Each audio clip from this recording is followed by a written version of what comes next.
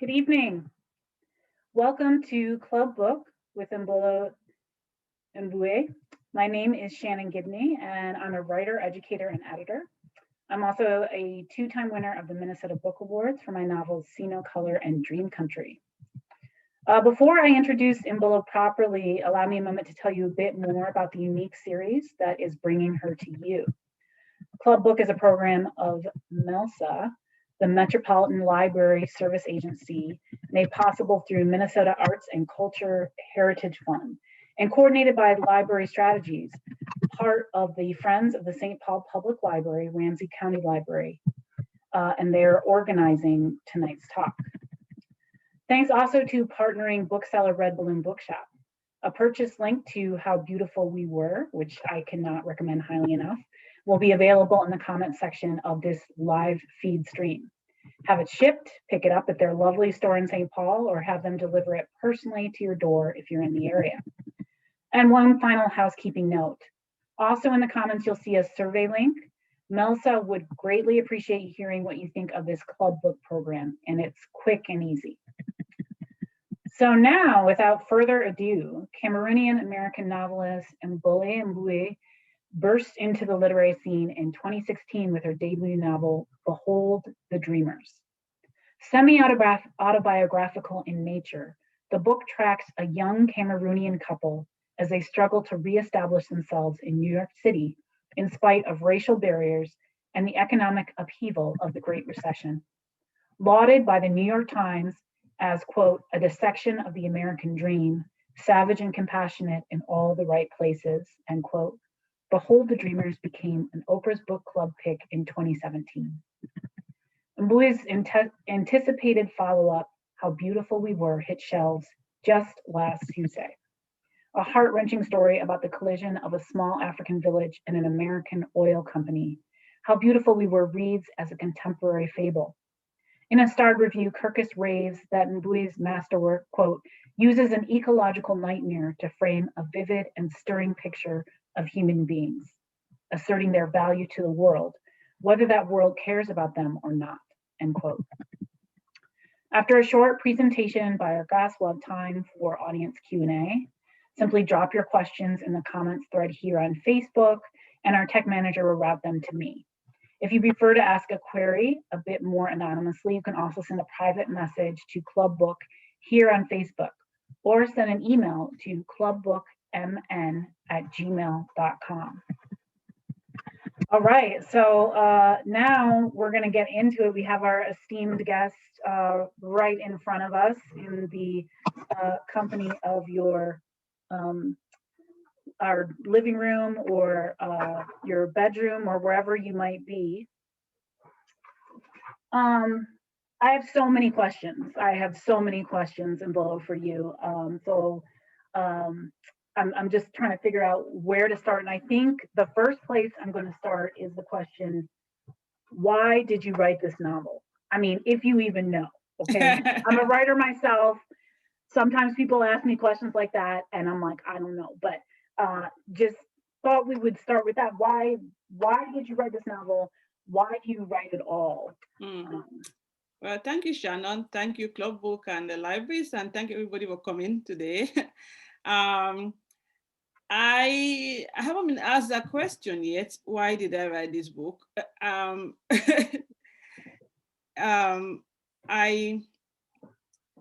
can't say that I have. I really thought about why this is a story that I started in 2002.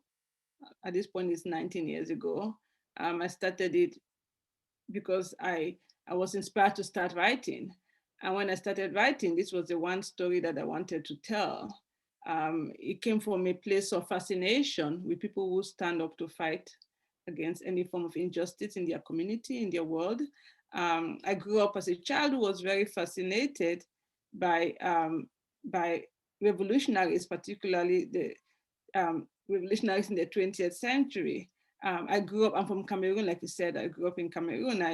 I grew up in a dictatorship where there wasn't a lot of freedom, and it's not quite like what I saw in America. So I always had this fascination with people who choose to stand up and fight, and that led me to start writing a story about the community in Africa and the different people in that community, how they stood up to fight against this oil corporation. And it also led me to explore the other side, because I was wanting to write not at the same level, but about the other side, this oil company, and how such a struggle is very complex, and how there's human nature is very much at play also. And I wanted to somewhat go into behind the scenes of movements and social struggles that had fascinated me. I'm thinking about the anti-apartheid movement or the civil rights movement and all the people who played major roles in them. So this certainly, I didn't have a why I'm writing this. I just knew that it came from a place of wanting to tell a story that was inspired by the people who fascinated me as a child. Well, that answer really kind of gets to my next question, which, what is this novel really about from your perspective? And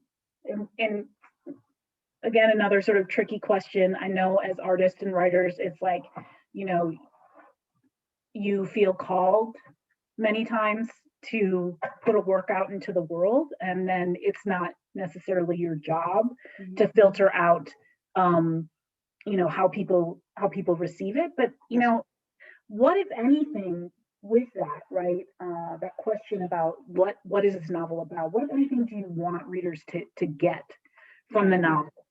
Right. Well, you just said it earlier, right? It's not my place to tell anybody what to get from any work of art. I don't ever imagine asking a writer, what do you want me to get out of your book? Because I I come to it with my own perspective, and I take out of it what I can. So it is like any work of art. I have no agenda here.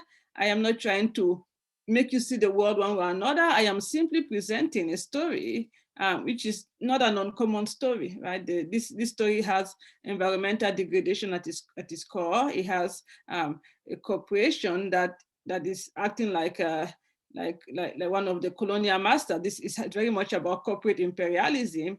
It has a lot to do with dictatorship and corruption and but also wonderful aspects like the media that tries to expose certain stories that are not quite heard usually, and also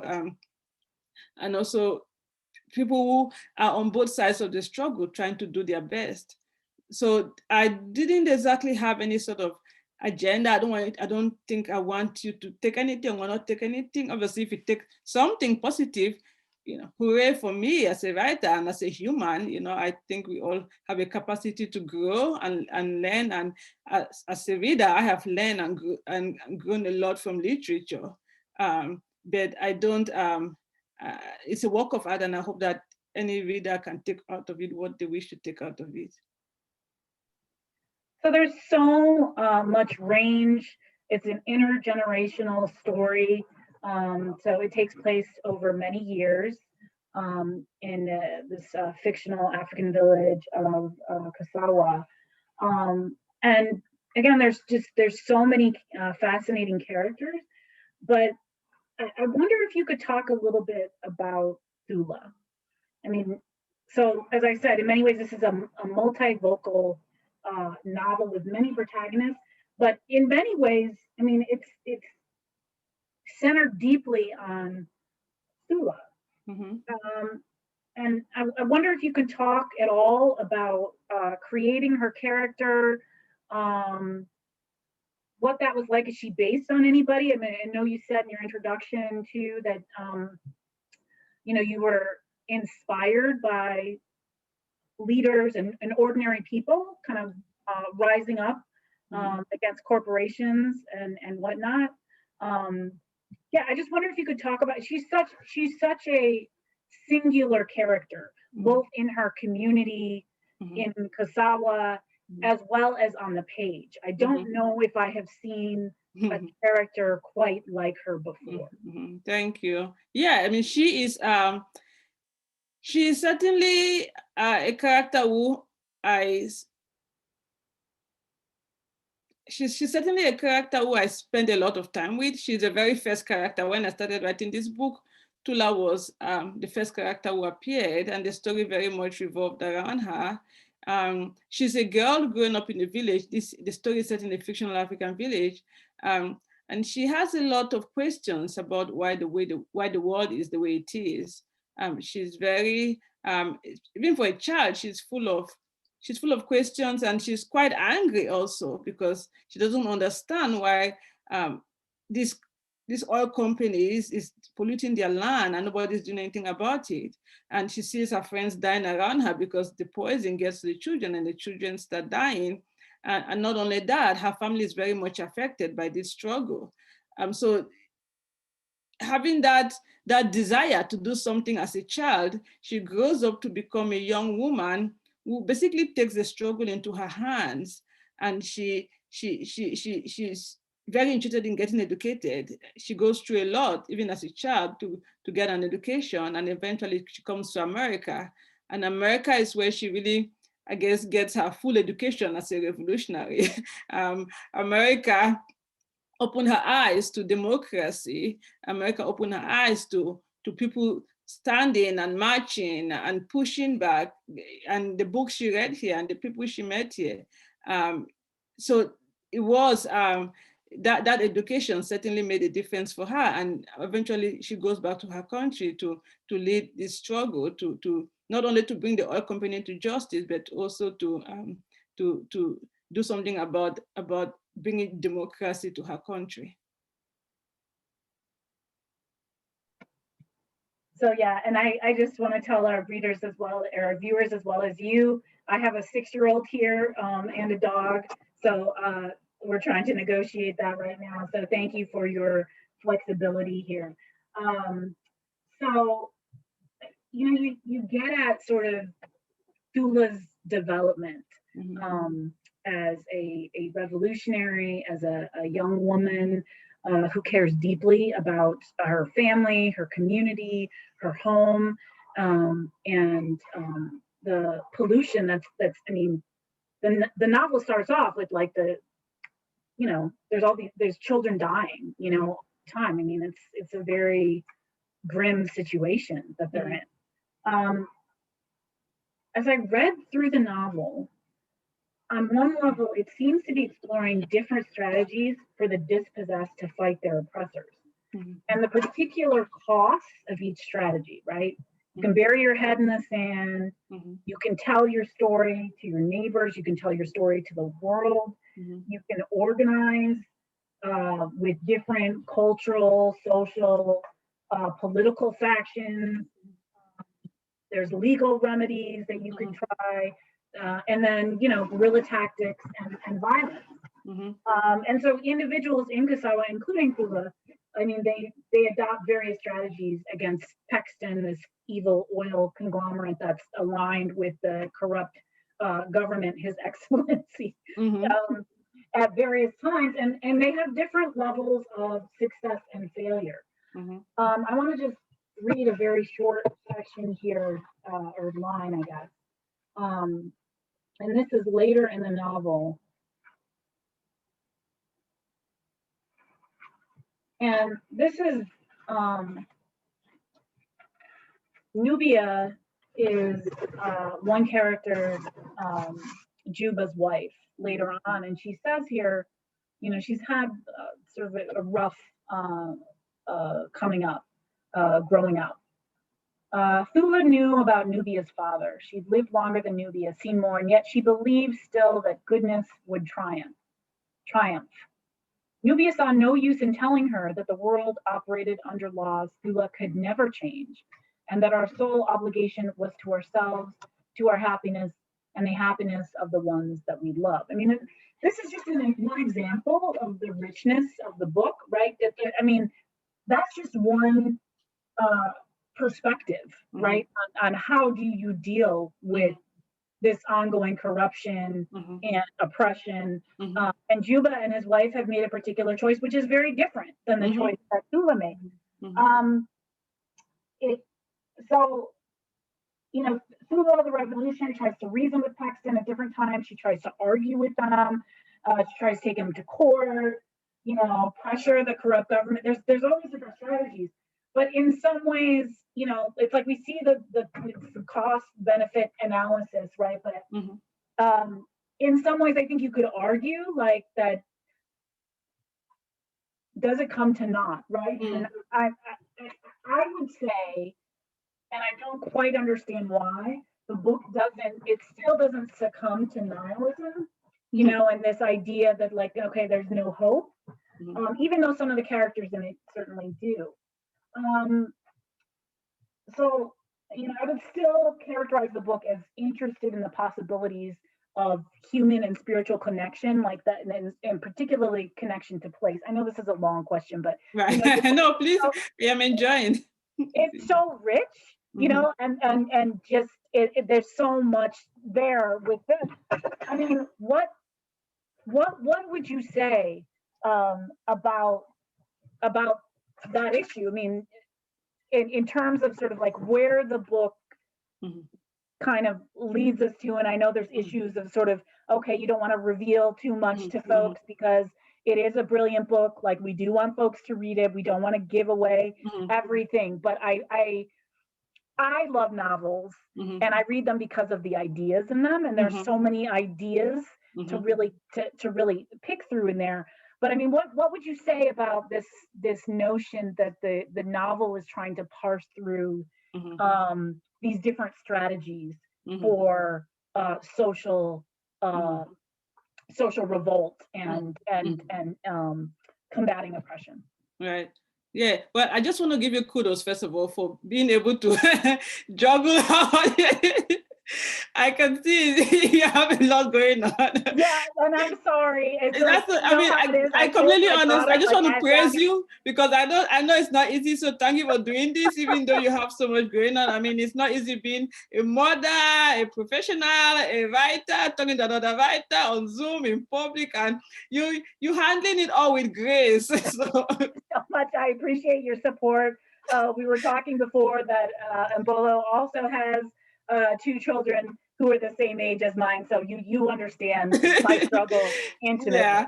Yeah, but it's not easy. So I'm looking at you, I'm like, oh wow, she's good because you're not sweating. So I hope our viewers understand also, because it really is not easy to be juggling so much, and that is what the pandemic has showed us, right? That exactly, and you just make it work. You just make it work. We're all doing our best. So thank you. As for your question, so I didn't come to this novel with answers, right? I think that is why it is what it is, because I have a lot of questions myself. I have a lot of questions about the price you have to pay. You know, there's a lot of sacrificing going on in this story. People sacrifice a lot for justice, right? And then there are also people who don't do any sacrificing, and they have their own reason. Or there are also people who benefit from the hard work and the sacrifice of other people. And so it wasn't so much that I wanted to answer any question, which is why, you know, there are all these characters that go in different directions and disagreeing with different strategies, because like you said, this struggle lasts for 40 years and it involves many different strategies, and the characters are you know, they have different motivations and they want different things. Some people are out for revenge, some people are out for money, some people have different things, because we are human and we have our own, you know, individual motivations, even when we're part of a group. So as a writer, I do not believe in judging my characters. That is not my place. And I didn't get there easily. I wrote, my first book had a lot to do with, had characters who I didn't exactly, weren't exactly people that I would hang out with and have lunch with, but I had to really get behind the scenes in their lives and understand them. And I did my best to do that over here also, to say, I don't understand. I wouldn't make that decision myself, but my job is to tell your perspective and leave it up to the reader to decide what they think of you. That's what I really appreciated about the book, right? I mean, is like, look, there's no easy answers here, and like, there's a price for everything. That's right. Right? Like no one is innocent No one is unscathed That's right. by this. And, you know, Paxton, the oil company, as, you know, terrible as they are, it's like there are good people who work for Paxton. Yeah, I mean, the human beings work there, you know, and people, that is one thing I you know, thought about a lot while writing this novel, because when we think of the government or the corporation, right, we think of these somewhat, you know, faceless organizations, but they are populated by humans. Governments are made of humans. If you go to your social security office, even your local DMV, wherever, you see human beings who have their own stories, and you don't know why they work there. You don't know what they have to deal with working there. So it's just important that I present that human. So even though Paxton is on the surface, is, you know, not very wonderful oil company that is doing, you know, quite a lot of injustice, because I don't think, you know, anybody will agree that person is doing a good thing destroying this environment. But we still have to take a step back and look at the humans at Paxton, at least as many of them as we could, and understand who they are, and look at the ones who in their own way try to do something to put an end to the situation. I wonder too, I felt like the book in so many ways is this love story, but it's not a love story. I feel like the in the you know, the romantic sense that we think of a love story. I felt like it was a love story to this place, right? This Kasawa, this home. It was a love story to lineage, and even to story itself. Um, Page 271, there is a little, just a sentence or two here.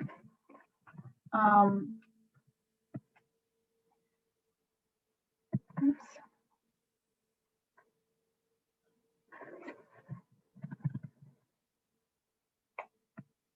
So this is Thula in a letter, and she says, even those who, unlike me, cannot physically return home, do so with their spirits. Their sanity demands it. No matter where they go, they carry their birthplace, never apart from all that it gave and took away from them. And it goes on, it's beautiful passage.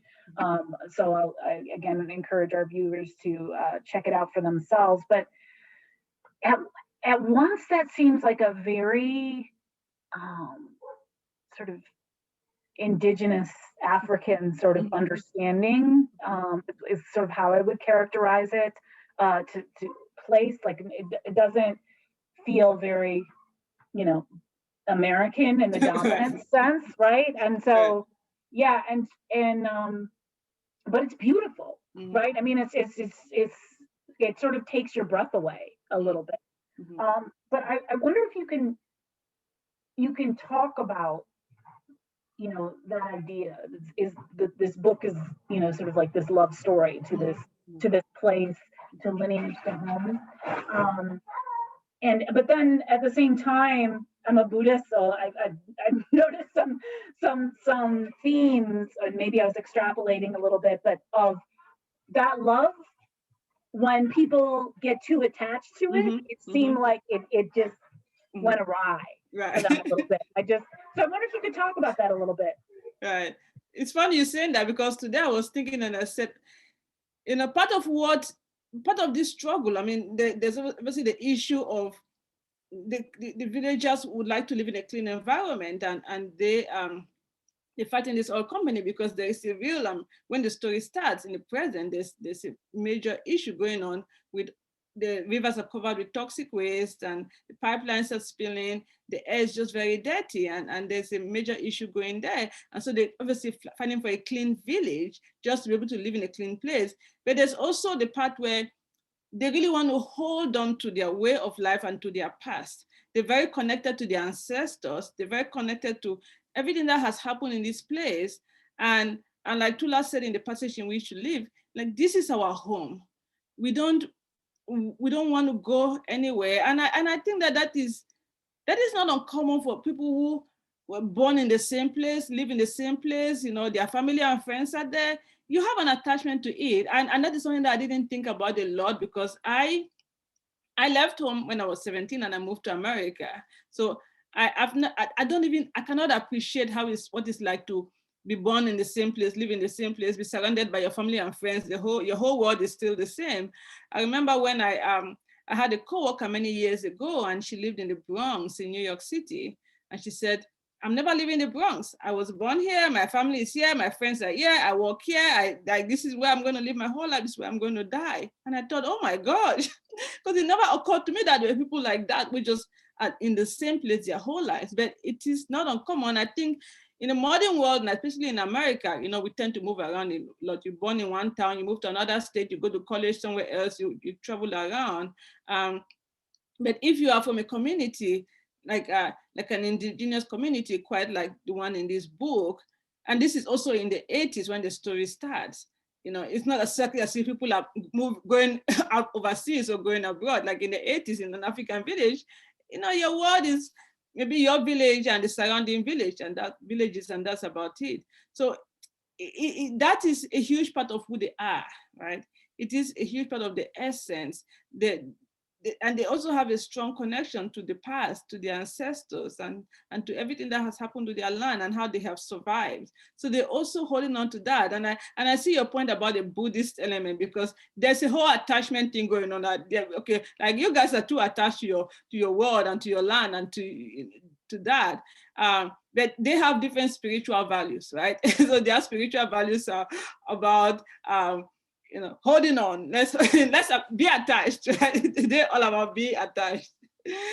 And then also too, this sort of the narrative of sort of like how the spirit bequeaths the land to them, and the leopard and all of that. I mean, it's so like, and then to sort of try to lay that on top of a government structure. I mean, it's like, right. I mean, right. How does that work, right? I mean, it's just, and I just felt like, it almost was like, I felt like as I was reading the first 100 pages, it was like, okay, laying stuff out, and I was sort of going along with it. And then it was like, you put another layer on, and then another layer, and then another layer. And I was like, oh my God, like how would this even, come to be? I want to ask you one more question, and we've got like a bunch of really great questions from viewers, from readers. And I have to choose one of these. That's going to be hard. All right, I'm going to go with this one. Okay. You, being a writer of African descent, writing about people of African descent, given the West's egregious history of misrepresenting Africa and Africans, and here I'm thinking of Joseph Conrad, Heart of Darkness. I mean, there's just like such a long tradition of misrepresentation. I mean, do you think about that?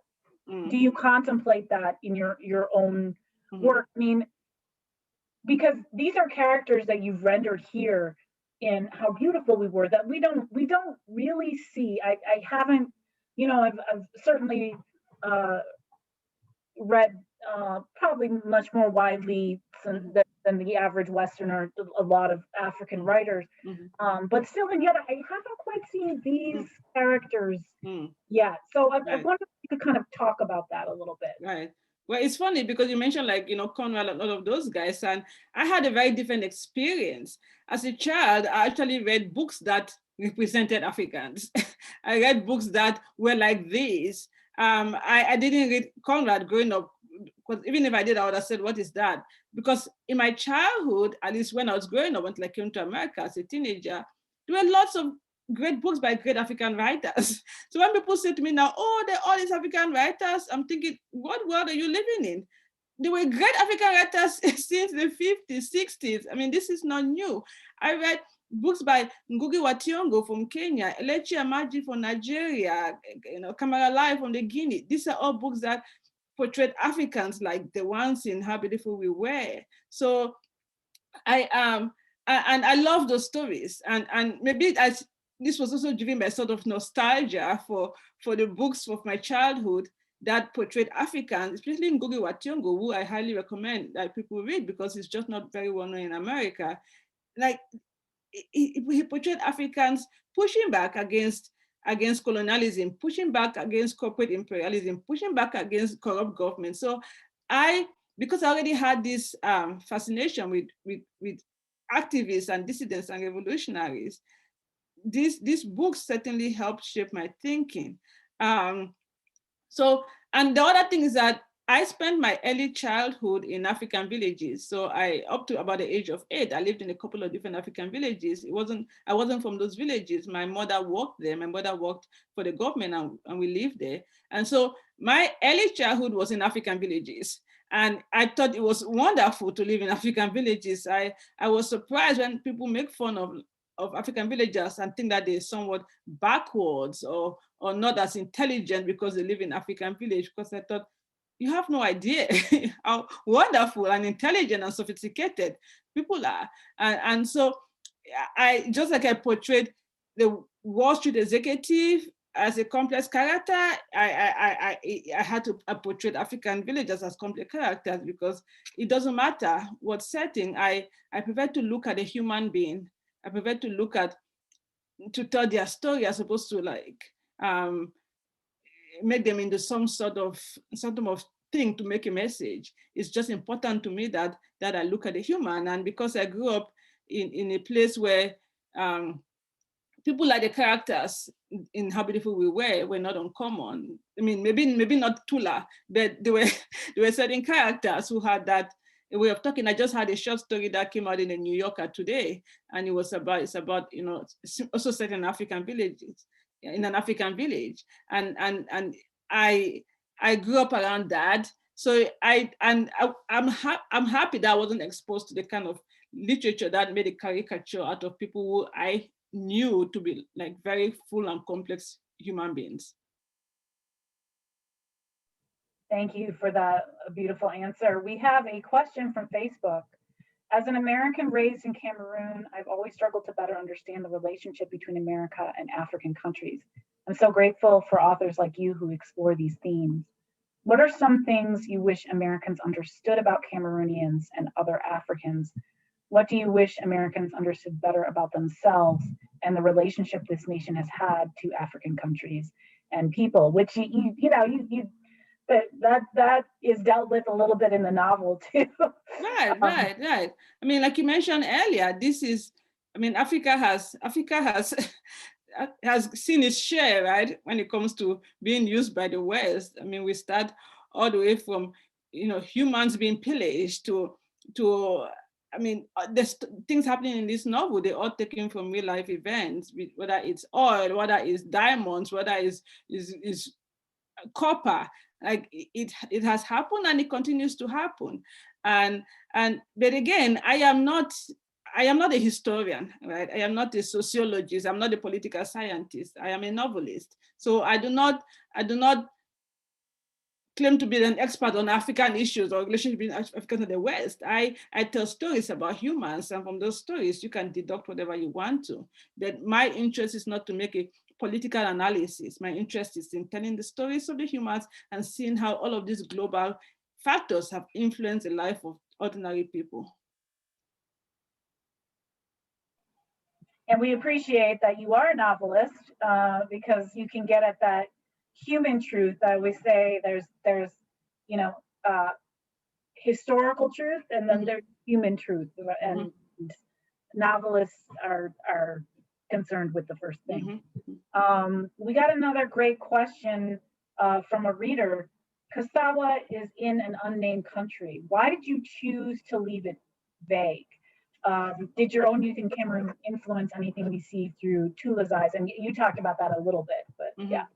Yeah, well, I created Kosawa first. Right? I created this village, and it certainly was inspired by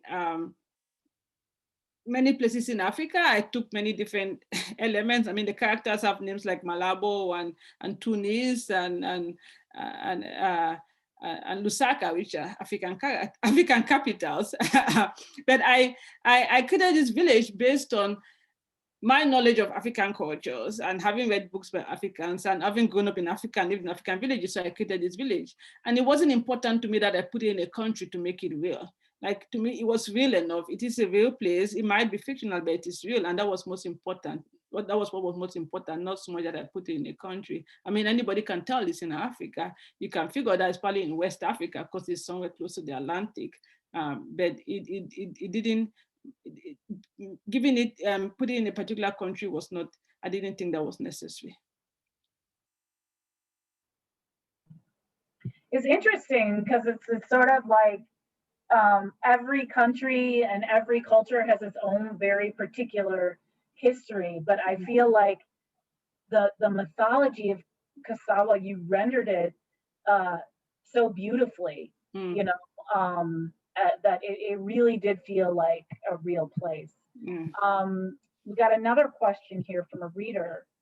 Does the revolution that Tula brings about have any specific historical analogs? Did you do, you talked about this, a minute ago, did you do in-depth research on geopolitics, colonialism, and unscrupulous oil companies, of which there are many? Or were you already pretty well versed in all of those sobering topics? Well, I was versed enough. I won't say I was pretty well versed. As somebody who reads a lot and keeps herself informed about the world, I knew enough, but no, I had to do a ton of research. This was a very heavily researched novel. I certainly had to read a lot about oil exploration, which is, very much part of the novel because Pepsi is an oil company. I can't say I knew the difference between an oil field and an oil well. I didn't really know how pipelines work and many different things about that I had to learn. I also had to, I already read a lot about revolutionaries starting from when I was young. So that was, I already figured that out as a consequence of growing up and reading memoirs biographies of Mandela and Malcolm X and Dr. King and Gandhi. So even as much as I knew about people like, say, Gloria Steinem or Angela Davis, who were all inspirations for Tula. So Tula was also a well-researched character because I don't exactly meet the Tulas of the world every day, right? She's not, she's quite a unique, like you said, she's very singular. There are many women now, and the other thing is that, growing up in Cameroon, when I grew up, the people who were being celebrated for changing the world were not exactly the women, right? Even though there were women who were doing a lot, there weren't a lot of women who were celebrated, and so with Tula, I was willing to go there and say, I imagine that there are many women like Tula out there. We just don't talk about them as much. We're getting more questions. I have a question about patriarchy and what sort of like the gender dynamics, because that part, the latter part of the novel, where we really start to see the arc of that, right? And some of the problems that come about in terms of trying to create a more equitable society in patriarchy. But we'll see if I have time for that. You have a message from Facebook, another one. Did you have beta readers for this book, both of your books? What were their cultural lenses? Were they all in the US? Did you learn anything interesting from those early readers? I didn't get the first part of the question. Oh, did you have beta readers for this book? Oh, beta readers for the book. Yeah. No, I mean, not really. I mean, I have editors. I mostly write my book, and when I feel satisfied with it, then I show it to my editor.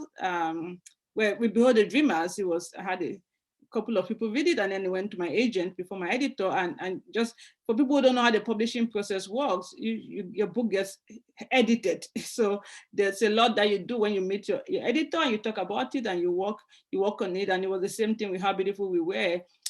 It was a little bit different with How Beautiful We Were because I was writing it over so many years. I started writing it in 2002.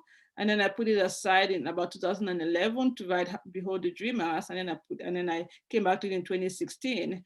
And of course, during that time, a lot changed. The foundation was always there. Was always a village. There was a young girl named Tula. There was a group of men fighting. There was a corporation. The teacher was always there. But of course, characters moved and plot changed. And then when I sat down to work with my editor, we obviously clean off all the rough edges.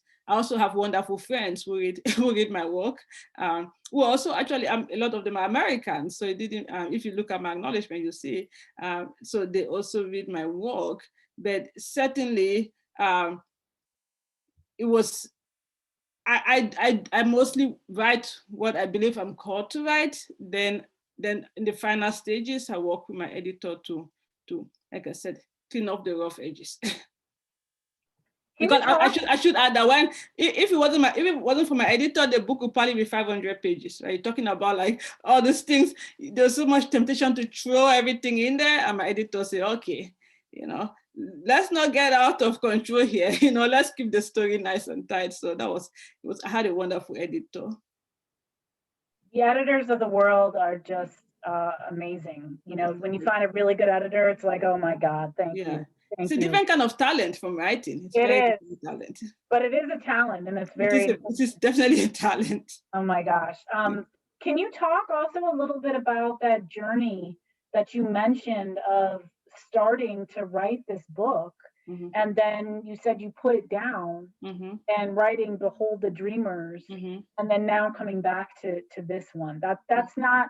I mean, we might hear some stories about that from writers, but that's not a trajectory that we hear that much. And sort of, why did you put it down and start something new, and what brought you back? Right. Yeah, I mean, and it's funny because it's not uncommon for a writer to start a book and then put it aside and then start something else, put it aside. Usually we don't go back to the old stories, right? I think that's most likely what happened. Usually you're like, okay, I'll just write something else. And I thought that would be me. I really thought when I started Behold the Dreamers, because when I put this aside in 2011 to start writing Behold the Dreamers, I really thought, okay, this story is gone, right? I'm not writing it. I'm writing Behold the Dreamers it's set in New York City. It has a lot to do with America and characters living in America, as opposed to how beautiful we were, where characters are in a fictional African village. And so I wrote Behold the Dreamers, and it was published. But once it was published, I knew that this story wouldn't let me go. It just kept on haunting me. I don't think there was ever a time in this whole, and I wrote the book over a 17-year period. I don't think there was ever a time in that 17-year period that I didn't think about it. I mean, and 17 years, obviously, I didn't write for 17 years, right? There were 1 or 2 years I didn't write a single word. 1 year I wrote a lot, and, it was all up and down. But the last 3 years, I definitely focused on it. But it had to do with the fact that, I mean, you're a writer, when something holds you and grabs you, and it won't let you go, right? It says, you're going to tell this story, even if it means that, I come after you every night in your dreams, you're going to tell the story. So that was what happened to me. It's so funny that you say that, because my second novel, which is the historical one, and that was exactly it. I always say I tried not writing it for 10 years because I knew it would kick my butt. And right. it wouldn't let me go. Right. and then I was trying to write it for the next 10 years. Right. And so I that totally rings true. Some things, right. It's some projects, they, as you say, they won't let you go. They won't let you go. No. Another question from our viewers: what contemporary African authors would you recommend to a fan of your work and who's already devoured the work of Chimamanda Ngozi Adichie? I mean, there's so many. I am a huge fan of Chigozie Obioma, the Nigerian writer. He wrote a book called The Fisherman. I also love, I have a special place in my heart for books about African children. And, The Fisherman is about, it's African boys in Nigeria.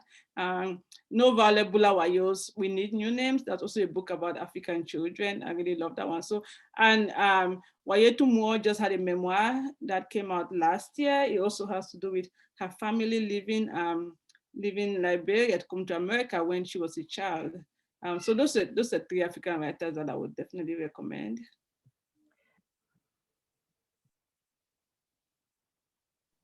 I loved her, Wayetu Moore's, both her memoir, but also her first. She Would Be King. Yes, was just like, so good. Yeah. So let's see here.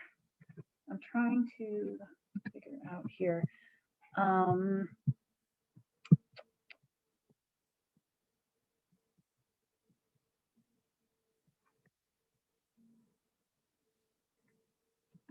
This person writes, I love how you give us rounded characters all around. Even the oil company reps and the village madman have many redeeming qualities. Was it hard to write believable, but at times empathetic, bad guys or bad people, quote unquote? Well, yeah,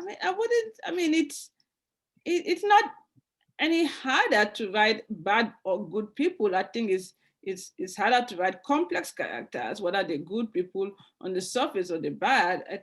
It's just important for me that I do justice to every character.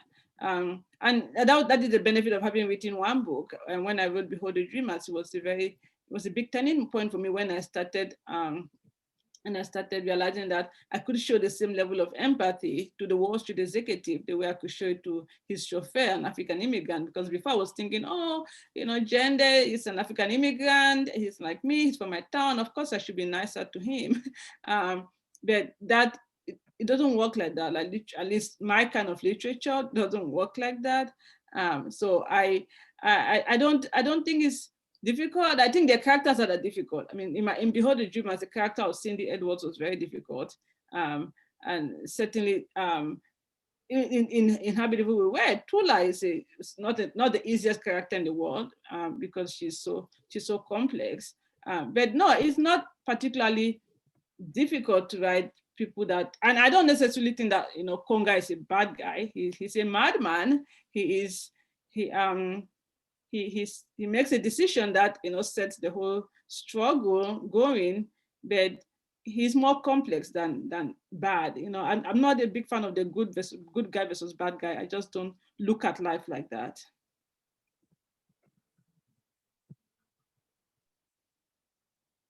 I feel like that's sort of the beauty of literature. Mhm. It's like you really get into the good parts of the bad people, and certainly when I read Behold the Dreamers, I mean, the Wall Street executive and his family, I mean, I was not trying to feel empathy for them. They took the money, they did this, but it Right. was like, I I felt like that was a journey that you took me on as a reader, that was very Right. powerful. Right. So we have another question here. Can you flesh out the interplay between French speakers and English speakers in Limbe that gets mentioned in your work, as they are both colonially introduced? That modern relationship has me flummoxed. This person. Right. So this is somebody who clearly knows that Cameroon is a bilingual country. It's a majority French speaking. I'll say about 80% of Cameroonians are French speakers and about 20% are English speakers. And I come from the English speaking part.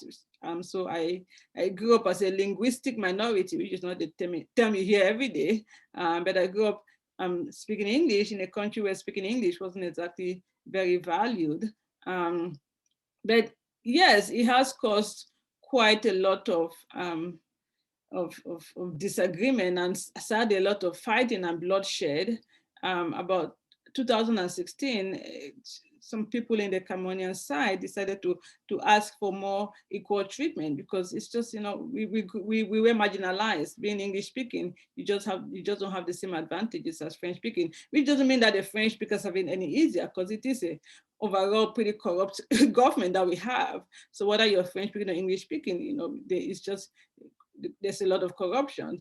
But I think that the English speakers were asking to be at least be recognized as being more equal citizens.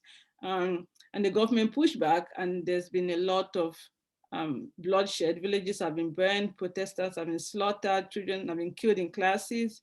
My hometown of Limbe has, thankfully, I hope it stays that way, has been mostly spared from the violence, but it doesn't make it any easier for me to deal with, because it's been happening all over my part of the country, and it just breaks my heart, what is happening.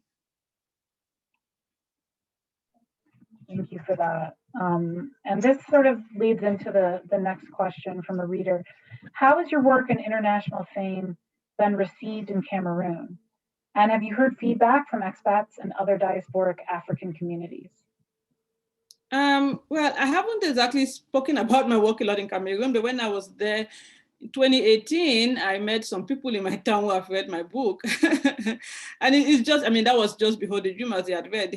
This book just came out, so I don't think it's got into Cameroon yet. But yeah, it's a different interpretation. But I've gotten nothing but support and total kindness from my fellow Cameroonians who read. And the Cameroon government, even though I'm not exactly their biggest fan, it's not like I go ahead and say wonderful things about them. They have been quite kind and supportive to me. They've invited me to come to the country to speak.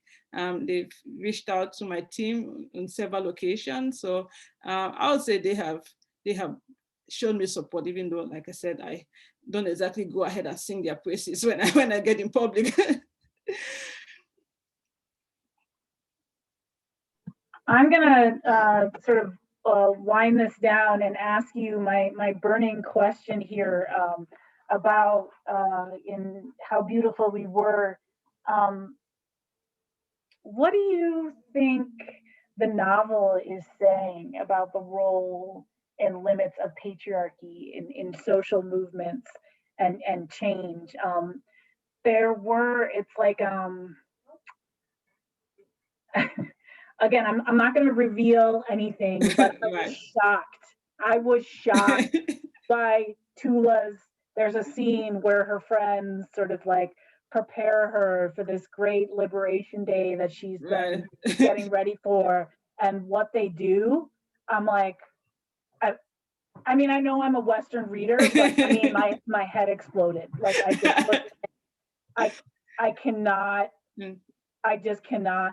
And then, of course, as she sort of goes and tries to build this revolutionary fervor throughout the country, it's like people are like, "Yo, like, what gives? You're like 40 and like you're not married and like you're not a real woman, like you don't have children." Like, I mean, I just I was really heartened that the novel really went in on that because you know, even though you made your head almost explode, you're like, oh, I like that. One kind of almost explosion, right? It was like, it felt like, yeah, this is something that would happen. Like if there was this African woman revolutionary, like in the hinterlands, like not in the cities, but like in the villages, like how would men react there? Like who make all the decisions and stuff? And yeah. So but look at what is happening in America. I mean, like, are women treated any better when they try to do something in America? I mean, no. I mean, it's like. I mean, I think that is a great point you're making. I think that is just patriarchy, right? Men, it's not uncommon for men all over the world to think that they have the right to own women's body and make comments about it and control it and tell them how they should live their lives.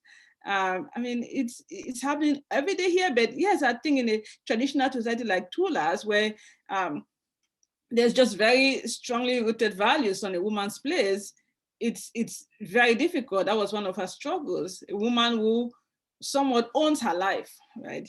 She is married to her purpose, and the people don't understand what that means. Why she wouldn't want to be married with babies, and she's determined to spend her life fighting for change. But the Tulas abound all over the world. There are women who have given their lives to a cause, and as a human, I have so much admiration for them. I have a special place in my heart for powerful women. I love tough women. I just do. And yeah, so you're one of those, clearly. You and me both. Yeah. Well, I love to write about them, but it is because and that is why, thank you for saying that. It was important to me that just because Kosawa is fighting against our company doesn't mean that is this perfect, wholesome place where everybody is just wonderful and women are treated. No, there's a lot of sexism in Kosawa. Yeah. No, and I really appreciated that layering. That's what I mean, like the layering. Like you're like, oh, these people are oppressed and like they're fighting against this oil conglomerate and then you're just like, oh, but they're people. Right. And people, like they're still people. That's right. like a lot of, excuse my French, effed up stuff. I mean, you Right. know, That's like, right. Humans are humans. I mean, you know, you could take Kosawa and put it anywhere around the world. You could put it in Asia, South America, and you have similar characters the way they're in that book, because it's called human nature. And so I couldn't say this is I have no interest in the, you know, oh, look at the good guys and they're being oppressed, and look at the bad guys, because that is just not life. That is not life. And yes, the patriarchy was a big issue, because even look at Tula's mother, who, as a woman, she's really trying to assert herself, but she really cannot, because she lives in a world that tells her this is what it means to be a woman, and she really is trying to find a way to fight against that, but it's not easy. And I won't give away what happens in the story, but that is a very big part of what. But again, like what we said earlier, this is what they're fighting to preserve. This is what they're fighting to preserve, because it's their way of life. And Tula is not, she's not concerned about, I'm going to change the minds of these men to make them, you know, think of me the way they think of another man. She has a bigger goal here, at least to her, our company, and the degradation is a bigger goal. So she puts herself through a lot for the sake of bringing justice to our people, even when some of them don't respect her as a woman. last question from a reader and viewer. Your first book is a book club favorite for sure. Have you had good interactions from book clubs with this? Well, with the new book, but I guess also just generally. Yeah. I mean, I can't say I do a lot of book club, because I mostly, before the pandemic, I traveled to speak in libraries and colleges and other places I was invited. But I met a lot of book club ladies, and I am very grateful to the book club ladies. Thank you guys, and gentlemen also. Book club gentlemen out there. So thank you guys, and yeah, and again, as a writer, I wasn't writing thinking, let me write a book that the book club, you know, ladies and gentlemen will like. I am very honored and pleased that that it gave them topics for conversation. And I think that is the whole point of literature. Like you said earlier, you want to, you know, beyond having a plot that, you know, entertains you, it's more than that. It's for you to put on a book and wonder and ponder and be upset. I mean, that is the kind of book that, you know, I love, the books that makes me think and uncomfortable, even like quite uncomfortable, and question a lot about the world and see it in new ways. And that is why we come to literature. So I am very, very grateful for the privilege you guys have given me to read my work and to talk about it. Imbolo, thank you so much for taking your time. We're going to wrap this up. I'm going to just read a little bit from my goodbye. So yeah, thank you so much, Imbolo. I've really enjoyed this conversation with you. Thank you, Shannon. Thank you so much, everybody. Thank you to Club Book for having me. This has been a virtual presentation of Club Book, a long-running literary series of MELSA, made possible by the Arts and Cultural Heritage Fund. Special thanks again to Ramsey County Library for the part they played in bringing Imbolo to us. Before you log off, look for the book club survey link, which is in the comments and will be projected in place of my video momentarily. And I have two brief announcements to share before we sign off tonight. First, if you haven't heard, Ramsey County Library wants to publish your writing about 2020. From COVID-19 to the protests following George Floyd's murder at the hands of police, to the wild election cycle, last year was a truly historic one. In recognition, Ramsey County Library is spearheading This Was 2020, a story, essay, and poem anthology about our personal and collective experiences last year. All Minnesota residents are invited to put forward original materials. Visit rclreads.org for more details. And lastly, consider joining Club Book this Thursday at 6:30 for a talk with New York Times bestselling novelist Claire Lombardo. Her latest, The Most Fun We Ever Had, follows the fortunes and factious relationships of four sisters over 5 decades and already has an HBO adaptation in the works. This one will be co-hosted by Washington County Library, and it's always free, which I appreciate that. They'll be right back here on Facebook Live. Have a great night, everyone, and thanks again. Thank you. Bye. Bye.